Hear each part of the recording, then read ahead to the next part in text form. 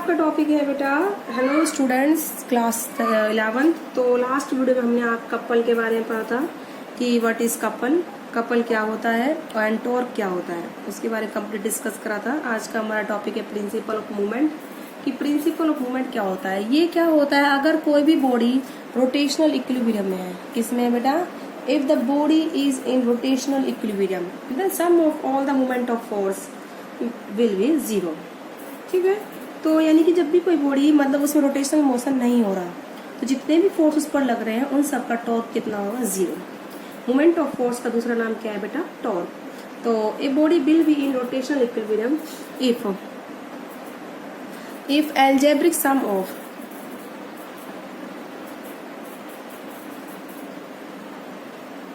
ठीक है, algebraic sum of the moment of all forces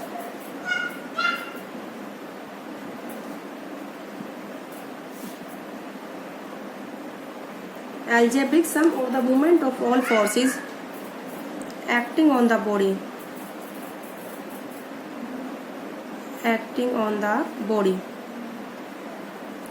about a fixed point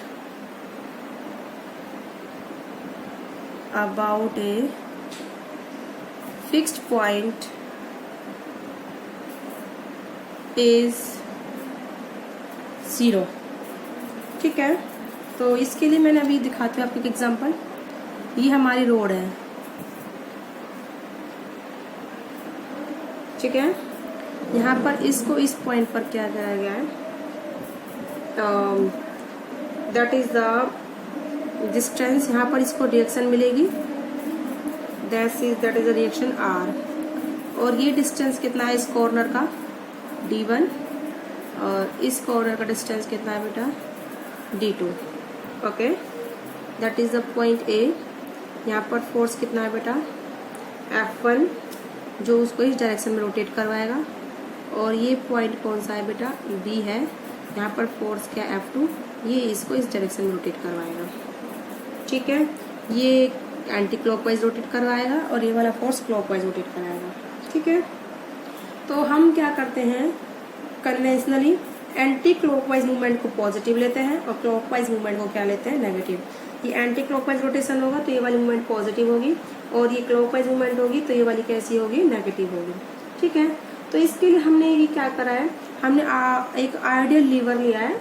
ठीक है, तो जो क्या है, एक रोड है ए बी दिया है मैंने। इसका मास क्या बेटा? नेग्लिजिबल है। ये पॉइंट ओ पर पिवोटेड है। ठीक है, इसको पॉइंट ए पर फिक्स कराया गया है। इस जो पॉइंट को हम बोलते हैं फ्लक्रम। क्या बोलते हैं इस पॉइंट को? हम लोगों को क्या बोलते हैं?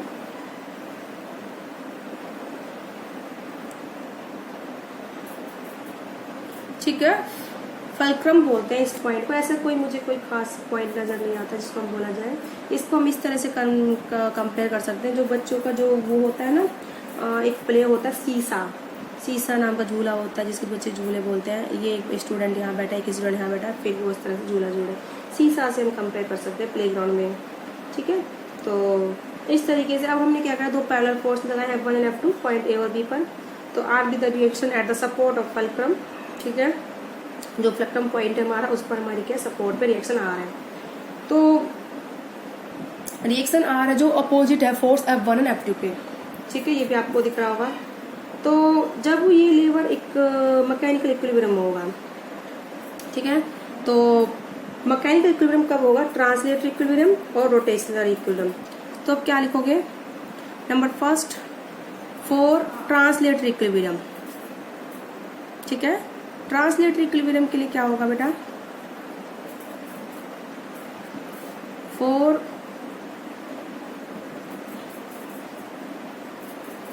Translatory equilibrium. ट्रांसलेटरी इक्विलिब्रियम कब होगा बेटा? जब नेट फोर्स कितना हो? जीरो हो। ठीक है,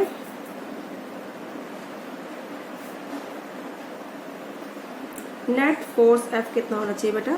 जीरो। ठीक है, तो फोर्स कौन कौन से? F1 F2 और रिएक्शन R। अपवर्ड डायरेक्शन की हमने पॉजिटिव ले ली और डाउनवर्ड की हमने क्या ले ली बेटा? नेगेटिव। तो टोटल कितनी होनी चाहिए? जीरो। तो reaction R is equal to हो जाएगी अपवर्ड फोर्स है रिएक्शन का, डाउनवर्ड फोर्स हमारी क्या होगी F1 प्लस में F2। तो ये कंडीशन होगी हमारी ट्रांसलेटरी इक्विलिब्रियम की। अब हम बात करते हैं for rotational equilibrium.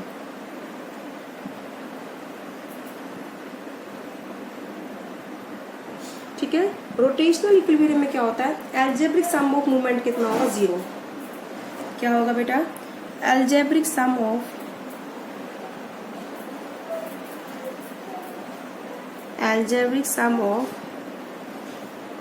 Movement of all forces is 0। ठीक है, तो क्या होगा, मूवमेंट देखो हमारा जो ए ओ है वो कितना है बेटा, D1 के इक्वल है। ठीक है, एंड ओ बी हमारा यानी कि बी ओ कितना है, D2 के इक्वल है। ठीक है बेटा, ए ओ हमारा D1 है और बी ओ हमारा D2 है। देखो ये ए से ओ का डिस्टेंस G1 और बी से ओ का डिस्टेंस G2। ठीक है, तो देखो ये जो फोर्स F1 है, ये जो इसका मूवमेंट होगा, इसका एंटी क्लॉक घुमाया तो हम इसको क्या लेंगे, पॉजिटिव। तो इसकी मूवमेंट क्या होगी, फोर्स F1 की F1 इंटू में perpendicular distance from the pivoted point is G1। Now ऐसे ही जो हमारा ये फोर्स F2 है, जो ये टॉर्क लगाएगा यानी movement of force F2 into D2, ये क्लॉकवाइज रोटेशन कराएगा। क्लॉकवाइज को हम क्या लेंगे, नेगेटिव। तो ये हो जाएगा minus F2 into D2, total हमारा कितना हो जाएगा, 0। ठीक है, तो ये वाली हमने क्लॉकवाइज मूवमेंट ली है, नहीं एंटी क्लॉक, और ये वाली हमारी क्या, क्लॉकवाइज। तो anti clockwise positive and clockwise is negative. ठीक है, टोटल सम ऑफ मूवमेंट कितना होगा, 0। ठीक है, अब हमें पता है कि जो मूवमेंट है वो टोटल कितनी है, 0। ये हमने कर दिया, तो हमारी इक्वेशन क्या बन जाएगी, F1 D1 is equal to the F2 D2। ठीक है, तो ये हो जाएगा हमारा F1 D1 is equal to the F2 D2। तो जो F1 है, मान लो हम ऐसा एज्यूम कर लेते हैं कि जो फोर्स F1 है वो वेट का है, यहाँ पर कोई पर्सन बैठा हुआ है तो उसका F1 क्या है, वेट है। तो वो क्या है, इसकी वजह से जो ये आर्म में नीचे जाएगी, इसको हम क्या बोलेंगे, लोड। क्या बोल सकते हैं, फोर्स F1 को लोड। अब जब ये नीचे जाएगी आर्म, हमें इसको बैलेंस रखना है। बैलेंस रखने के लिए हमें अदर आर्म पर फोर्स लगाना पड़ेगा। ठीक है, तो हम उसको क्या बोलेंगे, अफोर्ड अप्लाइड। वो हमने कितना अप्लाई करा, F2। ठीक है, जिससे कि जो ये लोड है नीचे ना जाए, ऐसे ही अपनी पोजीशन पर बना रहे इक्विलिब्रियम में। ठीक है, तो F2 पर जो हम लगाएंगे that is called the effort applied to the lift the load. इस लोड को, ये लोड नीचे जाएगा, इसको उठाना है तो हमें अफर्ट लगाना पड़ेगा। F2 हमारा क्या हो गया, अफर्ट हो गया। तो इसलिए हम AO आर्म को क्या बोलेंगे, लोड आर्म, एंड OB को हम क्या बोलेंगे, अफर्ट आर्म। ठीक है, हमने जो अफर्ट लगाया है, तो इसलिए हम इसको बोल सकते हैं लोड इंटू में load arm is equal to effort into में अफर्ट आर्म। हम इसको दूसरा नाम ये बोल सकते हैं।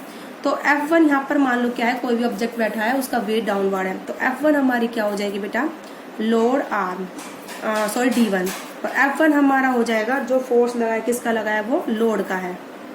ठीक है, किसके बराबर होगा, हम F2 यानी कि इधर अफर्ट लगा रहे हैं और ये हमारी अफर्ट आर्म है, तो is equal to the effort arm into में अफर्ट। ठीक है, इस तरीके से आप इसको कह सकते हैं। तो this is equal to, equal होते हैं तो F1 अपॉन में F2 is equal to the D2 upon में D1। तो लोड अपॉन में effort is equal to the, ठीक है, is equal to the effort arm to the ratio किससे है बेटा, लोड आर्म से। दोनों बात समझ में आ गई। तो इसको हम, जो ये रेशियो है F1 अपॉन F2, ये एक मैकेनिकल एडवांटेज है। क्या है बेटा, ये मैकेनिकल एडवांटेज है। इसको हम बोलते हैं MA यानी कि mechanical advantage.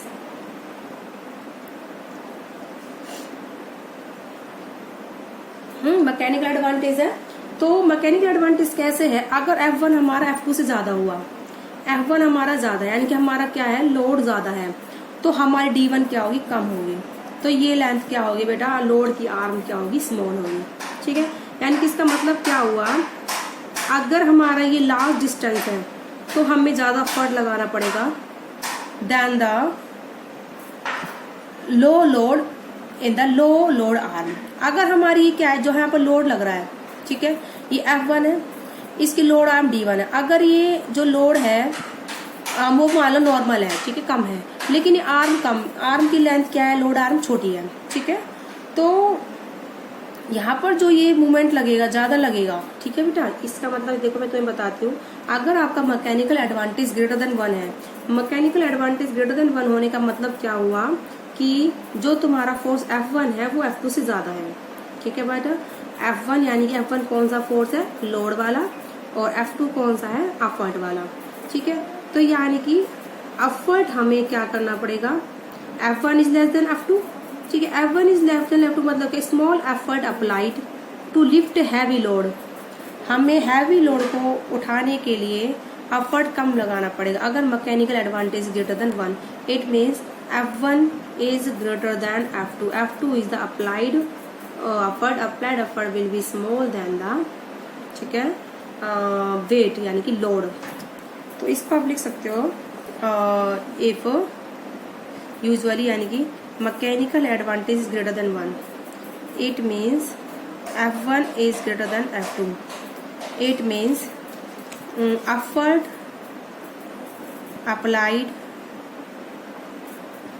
is less than effort applied will be small,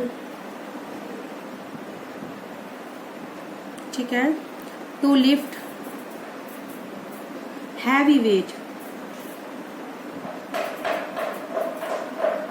heavy weight मतलब हैवी लोड, ठीक है। तो इस तरीके से आप इसको करोगे मोमेंट ऑफ फोर्स को। तो नेक्स्ट जो बेटा आपका टॉपिक आता है that is the centre of gravity, ठीक है, कि what is centre of gravity. Centre of gravity क्या होती है, ये एक पॉइंट होता है बॉडी के अंदर जिसपे हम क्या मानते हैं, whole weight of the body suppose to be concentrated at that point, ठीक है। सेंटर ऑफ ग्रेविटी को हम क्या बोलते हैं बेटा, जैसे हमारा सेंटर ऑफ मास था, उसके लिए हमने मास अप्लाई करा था,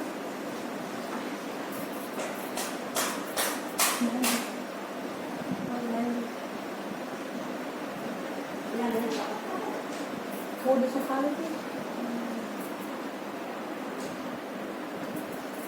तो अब सॉरी फॉर इनकन्वीनियंस बेटा, अब हमारा नेक्स्ट टॉपिक है सेंटर ऑफ ग्रेविटी। क्या टॉपिक है बेटा, सेंटर ऑफ ग्रेविटी हमारा नेक्स्ट टॉपिक है।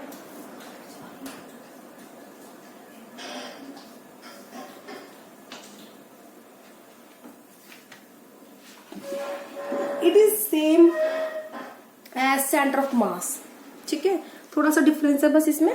सेंटर ऑफ ग्रेविटी क्या होता है बेटा आपका, where the weight of the body act या फिर total gravitational torque on the body is 0, ठीक है।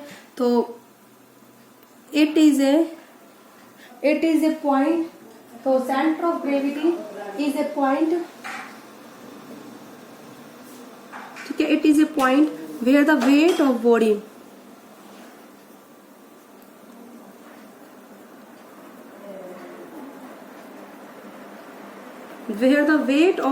एक्ट,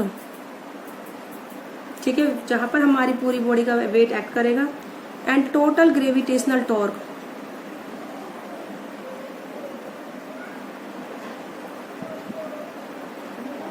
टोटल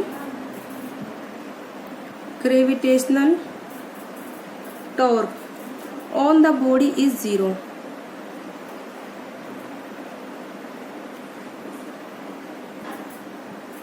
ठीक है, ऑन द बॉडी कितना होगा, 0 होगा। तो उसको हम क्या बोलते हैं बेटा, centre of gravity where the weight of body act and the total gravitational torque on the body is 0, ठीक है। तो अगर ये जैसे आपकी बॉडी है, ठीक है, तो यहाँ पर कोई मास m1 है, तो इसका वेट कैसे लगेगा बेटा, डाउनवर्ड m1g। ऐसे ये कोई पार्टिकल है, इसका मास m2 है, ठीक है, इसका वेट कितना लगेगा नीचे, m2g, ठीक है। तो सेंटर ऑफ ग्रेविटी मान लो इस पॉइंट पर आता है, दिस इज कैपिटल G। तो अगर पूरी बॉडी का मास कितना है, m है, तो उसका वेट कितना होगा बेटा, mg। तो हम मानेंगे पूरा वेट यानी कि पूरा जो ग्रेविटी का फोर्स है, not weight is the force, you know very well, weight is nothing, it is a force exerted by the earth on the body. तो पूरी बॉडी पर जो फोर्स लग रहा है ग्रेविटी का, वो इस पॉइंट पर लग रहा है। That is equal to force is equal to the mg। तो यहीं पर हमें क्या मिलेगी, टोटल रिएक्शन R। बोले बेटा ये बात समझ में आ गई।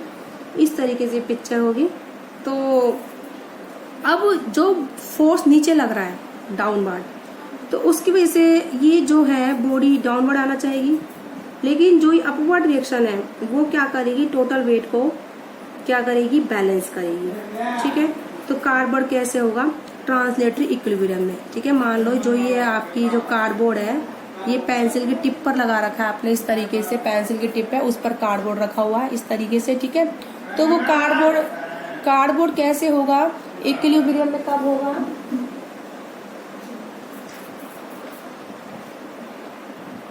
कार्डबोर्ड ट्रांसलेटरी इक्विलिब्रियम में कैसे होगा बेटा, अगर जो ये हमारा जैसे कार्डबोर्ड है, ये हमने एक पेंसिल के ऊपर रख रखा है इस तरीके से, कोई भी एक गत्ता है, तो अब इस पर जो पेंसिल की नोक उससे रिएक्शन मिलेगी अपवर्ड, और वेट कार्डबोर्ड का नीचे, ये दोनों इक्वल होंगे, तो हमारा जो कार्डबोर्ड कैसे होगा, ट्रांसलेटरी इक्विलिब्रियम में। कैसे होगा बेटा, ट्रांसलेटरी इक्विलिब्रियम में। ठीक है, तो इससे आप निकाल सकते हो कि body will be, cardboard will be in translatory equilibrium. ठीक है, if the reaction given to the cardboard is equal to the weight of the cardboard. ठीक है, तो उस टाइम हमारा क्या होगा, cardboard is in translatory equilibrium. ठीक है, तो मैं एक बार पिक्चर यहाँ ड्रॉ करती हूँ। ये इस तरह पेंसिल की टिप है, ये इस पॉइंट पर, तो उसका रिएक्शन क्या मिल रहा है, R है, और उसी से वेट हमें क्या मिल रहा है, ये डाउनवर्ड mg। तो ये जो है इस तरह से पेंसिल टिप पर हमारा कार्डबोर्ड टिका हुआ है, तो आप इसको लिख सकते हो, cardboard will be in translatory equilibrium, cardboard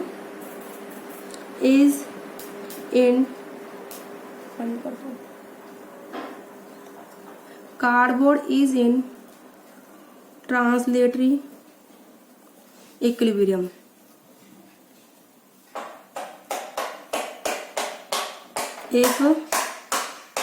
ठीक है, weight of the cardboard mg is equal to the R, reaction के बराबर होगी। ठीक है, तो कार्बन हमारा कैसे होगा, इक्विलिब्रियम में होगा। अब है द सेंटर ऑफ ग्रेविटी क्या करती है, कोइंसाइड करती है सेंटर ऑफ मास। अगर हमारी बॉडी कैसी, यूनिफॉर्म डिस्ट्रीब्यूशन ऑफ मास है। ठीक है, अगर हमारी बॉडी का distribution of mass is uniform है, तो सेंटर ऑफ ग्रेविटी क्या करेगी, coincide with the centre of mass. तो centre of gravity coincide with center of mass if mass of body is uniformly distributed।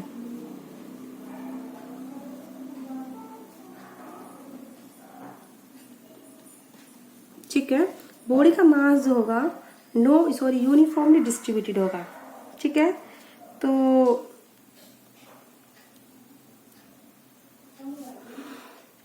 ये जो आपका टॉपिक था बेटा किसका था, सेंटर ऑफ ग्रेविटी का। अब जो हम आपको टॉपिक कराएंगे equation of the rotational motion, वो हम आपको नेक्स्ट वीडियो में कराएंगे। आज जो हमने कराया वो आपको क्या करा है, about the centre of gravity and the moment of force की इक्विलिब्रियम। तो आज की वीडियो में बेटा इतना ही। ओके।